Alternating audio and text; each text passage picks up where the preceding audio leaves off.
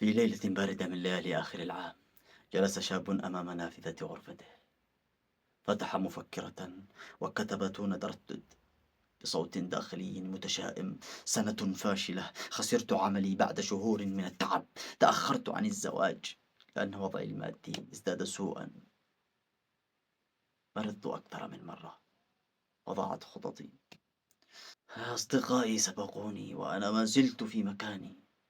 أغلق المفكرة بعصبية ونهض، وحين عاد لمح انعكاسه في زجاج النافذة، لكنه لم يكن نفس الوجه.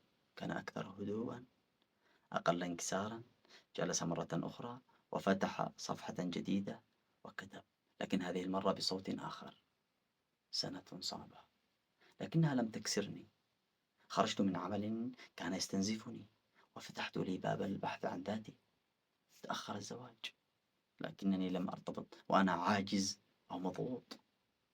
مرضت، نعم، لكن جسدي أنذرني قبل أن ينهار. وتباطأت لكني لم أتوقف. قرأ الصفحتين واكتشف أمرا بسيطا ومخيفا في آن واحد: لم تتغير السنة، الذي تغير هو نظرته، زاوية النظر.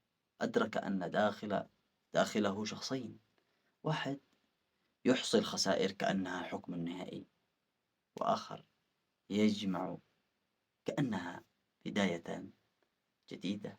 أغلق المفكرة وهمس لنفسه: نهاية العام ليست ما حدث لي، بل كيف فسرته.